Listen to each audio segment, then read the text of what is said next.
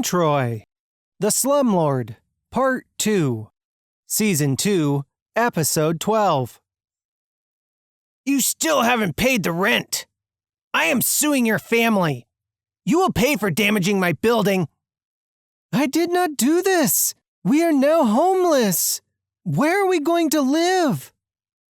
You'll pay for this. Mr. Anderson butts in and tries to make peace. It's not their fault. Ask yourself, how could they have caused the pipes to burst? They're trying to ruin my business. They are lucky I gave them a place to live. Let's calm down. We can chat when cooler heads prevail. The landlord stares at Mr. Anderson and angrily walks away. What a jerk! You're right. But until we all resolve this mess, we must keep him happy, or else he'll kick us out. Kick us out? The place is uninhabitable. We are really homeless. At least it has 4 walls and a roof. They walk back to the apartments to try to salvage what's left of their belongings. The place is still flooded. We cannot live like this. Toni and Troy arrive at Kat's house. Hey, Kat! We just found out that your landlord is the new owner of a new apartment building across the street. Really? How did he afford that? Let's go check it out. They walk outside and see the beautiful new apartment.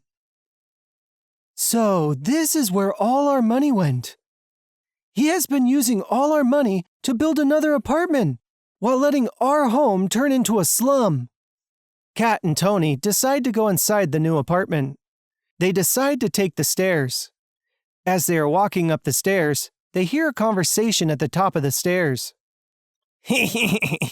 Let's just say things will start to resolve soon. Once those nasty tenants leave, I am going to tear that place down and build another luxury apartment. How are you going to get the tenants to leave? That place has been built for years. Oh, they'll leave on their own free will. Everything is working out exactly as I planned. I can't believe this. He's planning to make us all leave by screwing everything up in the complex. That's terrible. Someone's coming. Let's get out of here. Kat and the others return to the complex. They tell everyone about the landlord's plan. I can't believe it, but judging by his recent behavior, I think you're right. So, what do we do? He has been letting this place go downhill for years just so people don't want to live here. You're probably right. Well, if he doesn't want us to live in this complex, we'll settle for the new one he has built. He can't kick us all out at once. The tenants grabbed what was left of their belongings and stormed the new building, taking over the brand new but empty apartments. The landlord shows up the next day to find all his old tenants living in his new building. They gave the landlord a choice: either fix the old apartment or they are staying in the new building.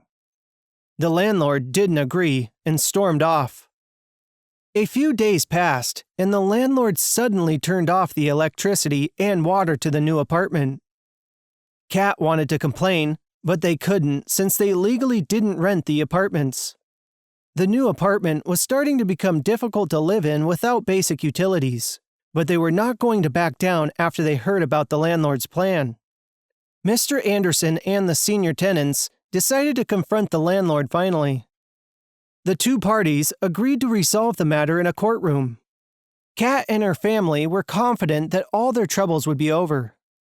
A courtroom session is held with several residents and witnesses.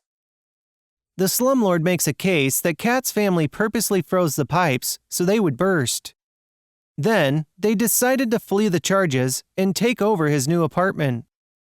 Kat's family discounted and disagreed with the slumlord. The pipes burst because the water inside them had frozen throughout winter. They also claimed that the landlord didn't have any insurance for these matters, yet he charged insurance fees along with the rent each month. They were forced to leave the apartment because it is uninhabitable. The landlord was shocked at these claims, but he was prepared. He called up a witness that came in front. The witness claimed to be the landlord's sister, who had been living in the complex for years.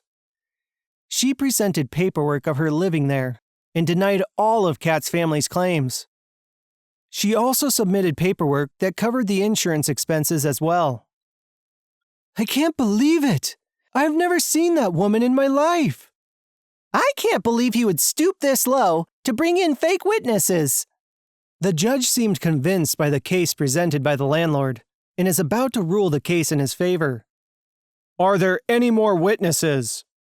If not, I will resolve this case. The room is silent, and the tenant's case is falling apart. They shake their heads no, and the judge rules the case in favor of the slumlord. Toni and Troy eventually were able to help Kat reopen the case and prove they were forced out. The slumlord was ordered to pay each of the tenants 6 months of their rent, which helped many residents find new homes. If you like our videos, don't forget to subscribe